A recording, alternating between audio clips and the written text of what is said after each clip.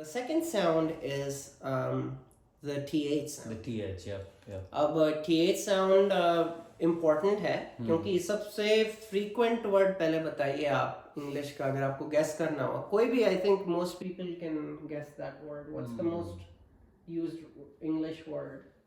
The के बारे में बात कर रहे हैं. Exactly, मैं the के बारे में बात कर रहा हूँ. और ध्यान दीजिएगा, मैं the बोल रहा हूँ, ना कि the बोल रहा हूँ. तो वो both जो ये बिना वॉइस की साउंड है, जैसे th में और the में, ये वॉइस साउंड the में है. तो दोनों का मैकेनिज्म सेम है. अच्छा.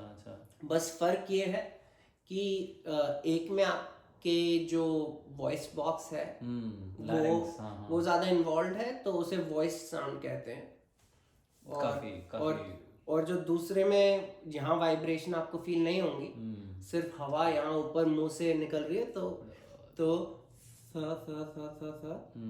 तो जो वाइब्रेशन यहाँ फील नहीं होती, तो उसे वॉइसलेस साउंड बोलते हैं. अब मैंने एक फ्रिकेटिव बताया था, तो TH भी अब एक फ्रिकेटिव साउंड है. अच्छा. तो अब फ्रिकेटिव में अब मैंने समझाया था कि वो दो एक नैरो चैनल से आवाज निकलती है, तो उसको फ्रिकेटिव कहते हैं. तो TH में कौन सी दो चीजें इन्वॉल्व हैं? तो ऊपर वाले दांत दोबारा से इन्वॉल्व हैं. अब V में नीचे वाला होठ इन्वॉल्व था, इसमें आपकी जीभ इन्वॉल्व है. तो जीभ का इस्तेमाल होता है और ऊपर वाले दांतों का, और उनके बीच में जो छोटा सा गैप होता है, उससे जो हवा निकलती है, तब वो थ की साउंड आती है. तो अब हम जब ये एक नॉर्मल तरीका है, ये मतलब स्टैंडर्ड तरीका है इसको निकालने का. कुछ लोग, जैसे हम लोग तो क्या करते हैं, टंग को दांत के पीछे रखते हैं जब ये साउंड बोलते हैं. तो कुछ लोग उस तरीके से भी निकालते हैं, बट जो ज़्यादा स्टैंडर्ड और इजियर तरीका है मैं बताऊंगा, वो ये है. ये जो जीभ को बाहर निकालो, जब आप TH बोलो तो जीभ आपकी बाहर दिखनी चाहिए, लोगों को दिखती है. तो अब क्या है कि आपको ये चीज बोलने में मुश्किल आएगी, आई थिंक, क्योंकि V और W की साउंड आपके नेटिव में होती है. बस हम गलत जगह पे शायद गलत साउंड बोल देते हैं. बट ये sound generally Indo European group of languages में, बहुत कम लैंग्वेजेस में ये साउंड है. अच्छा. तो ये एक डिफिकल्ट साउंड होगी अगर आपके नेटिव लैंग्वेज में ये है नहीं साउंड, जैसा कि ज्यादातर इंडियन लैंग्वेजेस में है. बट एक फनी बिट शेयर करना चाहूँगा मैं आपके साथ. बिल्कुल. तो हाल ही में, आई थिंक ऑडियंस को बता देते हैं कि हाल ही में हम दोनों गए थे अभिषेक उपमन्यु के एक स्टैंड अप शो में गए थे. काफी अच्छा शो था, बहुत अच्छा, बहुत मजा आया. तो उनकी एक बिट है, वो पहले वीडियोस में भी कर चुके हैं, उनकी लिस्ट के ऊपर उनकी एक बिट है. तो वो जब स बोलते हैं, तो वो स की जगह स बोलते हैं, स. तो वो जो साउंड है, वो लिस्ट वाला जो स है, that is very close to the TH sound. तो अगर आप लिस्ट करके स बोलोगे, तो that's the trick that you can use. So जैसे वो बोलते हैं वैसे बोले, तो वो हालांकि लिस्प है, पर अंग्रेजी की TH साउंड के लिए दैट्स द ट्रिक. तो उसका भी अब मैं आपको बता देता हूँ कि हम जनरली हिंदी का लेटर थ यूज करते हैं.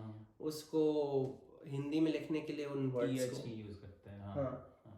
बट वो आई थिंक टेक्निकली वो अलग साउंड है. साउंड को लिंग्विस्टिक्स में स्टॉप बोलते हैं, उस टाइप की साउंड्स को. अच्छा. उसमें क्या होता है कि हवा आके रुक जाती है. थ के बारे में बात कर रहा है. थ के हिंदी के थ के बारे में बात कर रहा हूँ.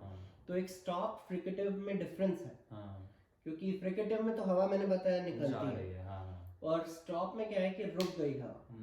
ठीक है, एकदम से आके रुक गई. तो जैसे द बोलते हो आप, द जो हिंदी का द है, तो वो एक स्टॉप है. दवा और ये दवाई में जैसे यूज होता है. ठीक है, दवा दारू जो भी. एक ऐसे भी बोल सकते हैं कि थ में जो हवा है वो थम जा रही है. हाँ, वही बात है कि उसको स्टॉप कहते हैं. वो टेक्निकल टर्म है उस साउंड का. तो अब अब आप वो चीज ध्यान देंगे जब आप थ बोलते हैं तो वो रुक रही है, द में भी रुक रही है, ठीक है, लेकिन द और थ में नहीं रुक रही। तो ये साउंड वैसे तो काफी स के करीब है, तो इसीलिए कई बार नॉन नेटिव इंग्लिश स्पीकर्स जो दूसरे कंट्रीज के हैं वो उसको स से सब्स्टिट्यूट कर देते हैं। अच्छा। सो जैसे कि जोसे मोरिन्यो हैं, वो फुटबॉल कोच रहे हैं, बहुत लेजेंडरी। कई बार वो बोलते हैं तो ध्यान दीजिएगा, वो थिंक को सिंक बोलते हैं, सिंक कई बार। तो ये एक कॉमन, हाँ, और तो लोग सब्स्टिट्यूट करते हैं साउंड्स को, ये भी एक कॉमन चीज है। इनफैक्ट इंग्लिश स्पीकर्स भी इस साउंड को करते हैं, लाइक सब्स्टिट्यूट। जैसे बहुत सारी वर्किंग क्लास कम्युनिटीज में यूएस के अंदर भी स्टॉप्स यूज होते हैं। अच्छा। तो जैसे वो स्टाइलिस्टिक भी हो गया है गानों में भी, अब वो जैसे द हुड की बजाय द हुड बोलेंगे या द हुड, तो वो एक स्टॉप से आपने सब्स्टिट्यूट कर दिया। या जो लंदन की जो एक्सेंट्स हैं, वर्किंग क्लास एक्सेंट्स, जैसे कॉकनी जो बहुत फेमस वाली है, उसमें लोग उसको एफ से सब्स्टिट्यूट कर देते हैं। अच्छा, टीएच तो हाँ, टीएच को, तो they would say something like I think, think so, or free बोलते हैं, free, when they mean three, right? So ये एक चीज है जो आई थिंक मुझे काफी इंटरेस्टिंग लगती है। ये सब कनेक्शन, अलग अलग साउंड्स, लैंग्वेजेस, लोगों, कम्युनिटीज, उन सब की में जोड़ती हैं साउंड्स एक दूसरे। सही बात है, हाँ। तो ये कुछ इंटरेस्टिंग बिट्स थी उसकी। तो आप देख सकते हैं, आई थिंक IPA सिंबल इसका आप जब देखेंगे TH का तो आपको मजा आएगा, तो आप जरूर देखिएगा। और आप फिर बहुत सारे कनेक्शंस बनेंगे, स्पेशली आई थिंक जो मैथ बैकग्राउंड से हैं।